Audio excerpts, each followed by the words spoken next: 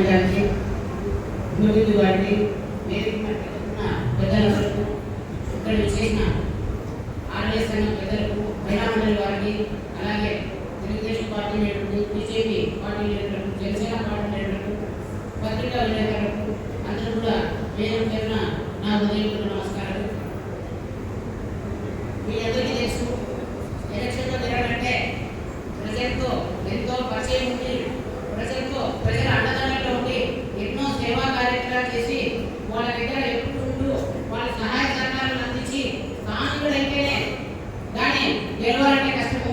అటువంటిది కరెక్ట్గా అన్న వాళ్ళ పేరు అనౌన్స్ చేసి అప్పటికి ఎలక్షన్ 40 రోజులు మాత్రమే ఉంది. ఆ 40 రోజుల్లోనే ప్రజాప్రతినిధులను, అలాగే పార్టీ లీడర్లను, కార్యకర్తలను, ప్రజలను అందరినీ కలుపుకొని పోయి లక్షల ఓట్లు సంపాదిస్తున్నారంటే అది తమాషా కాదు. నిజంగా అన్నవాళ్ళు అందరినీ కలుపుకోవడం వల్ల గెలుపుకున్నాడు. మనమంతా కూడా అన్నలకు చెప్పడంతో కోరుతున్నాను. ఫస్ట్ అన్న అంబికా రెస్టారెంట్ పేరు అనౌన్స్ చేస్తేనే మా వాళ్ళంతా కూడా మా ఊరు నియంత్రణ ఉన్నాడు అంబికా అగ్రవర్తి, ఆయన పేరుతో అంబికా లక్ష్మారాయణ. మా వాళ్ళంతా కూడా ఆ అంబికా లక్ష్మారాయణ అంటున్నారు. కాదన్నా అన్న ఇరువురు వాసులు చాలా మంచి పేరు ఉంది, ఎన్నో సజీవ కార్యక్రమాలు చేశారు. అటువంటి వాళ్ళైన అందుకే ఆయన ఒక ఎక్స్ మినిస్టర్ని ఓడించి సుమారు 1,80,000 ప్రజాప్రతినిధులు గెలిచారంటే తమాషా కాదు. అలాగే మన అనంతపురం జిల్లా అభివృద్ధి చెందాలనే ఫస్ట్ పాయింటే విమానాశ్రయం కోసము అన్న మెమోరాండం వేయడం జరిగింది. నిజంగా చాలా సంతోషం. అది అనంతపురం జిల్లాకి ఎంతో నీడెడు. మీరు ఆ విమానాశ్రయం వచ్చే విధంగా ప్రయత్నం చేయాలని కోరుతున్నాను. అలాగే ఒక జయరామన్న గురించి ఆయన 3 సార్లు వరుసగా ఎమ్మెల్యే, అందరికీ 2.5 ఏళ్ళు మినిస్టర్ పోస్ట్ వస్తే అన్నకు 5 ఏళ్ళు.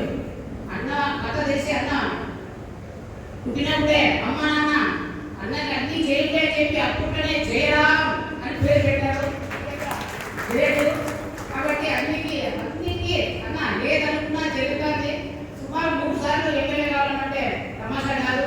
అది కూడా వచ్చిన 40 రోజుల్లోనే సుమారు 1,00,000 ఓట్లతో అన్న గెలుపొందారు. వాళ్ళు కూడా మనం చెప్పడంతో అభినందించాల్సిందిగా కోరుతున్నాను. అలాగైనా మా వాళ్ళంతా గుంతలలో వ్యాపారస్తులు రూల్స్ రెగ్యులేషన్స్ ఖచ్చితంగా ఫాలో అవుతారు. చూసే కట్టలు పెద్దవి, కానీ టర్నోవర్ విషయం చూస్తే బయట ఇక్కడ టర్నోవర్లు చాలా తక్కువ. మన వాళ్ళు ట్యాక్స్ విషయంలో కానీ, అంటే ఇన్కమ్ ట్యాక్స్ కానీ, జిఎస్టీ కానీ, లేబర్ ట్యాక్స్ కానీ, వేట్ అండ్ అసెస్మెంట్ కానీ, ట్రేడ్ లైసెన్స్ కానీ, ఏదైనా సరే ట్యాక్స్లో కూడా అందరూ ఖచ్చితంగా కరెక్ట్గా పెడతారు. ఎంతో మంది ఎన్నో డిపార్ట్మెంట్ ఉన్నాయి. కొంతమంది బాగానే ఉంటారు, కొంతమంది ఇబ్బంది పెడతారు. అలా ఇబ్బంది పెట్టినట్టు మేము నోటీస్ తెస్తాము, తప్పకుండా మీ సపోర్ట్ ఉండాలని చెప్పి కోరుకుంటున్నామా.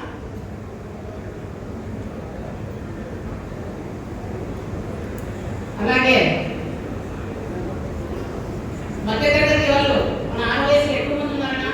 అలాగా ఆలోచించేసి చంద్రబాబు నాయుడు గారు 2014-19లో పేదవాళ్ళకే కాదు ఇల్లు, మధ్యతరగతి వాళ్ళు కూడా ఇల్లు ఉండాలని చెప్పి, వాళ్ళ సొంత ఇల్లు ఉండాలని చెప్పి అప్పట్లో 3 ఆప్షన్లు పెట్టారన్న. ఇంకో వాళ్ళు ఒకటి 300 గజాలు, ఒకటి 365 గజాలు, ఒకటి 450 గజాలు.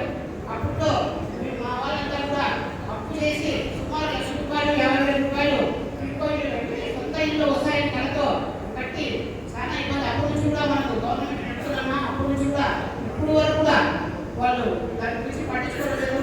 ఖచ్చితంగా మనము మధ్యతరగతి వాళ్ళకి న్యాయం చేసిన వాళ్ళు అవుతాము. వాళ్ళ సొంత ఇల్లు అలా నిలబడుతుంది. కాబట్టి ఆ టిడ్కోలో ఎవరైతే అమౌంట్ పెట్టాలో మళ్ళీ ఆ బిల్డింగ్ అన్ని కూడా స్టార్ట్ చేసే విధంగా చూడాలని మేము కోరుతున్నామా.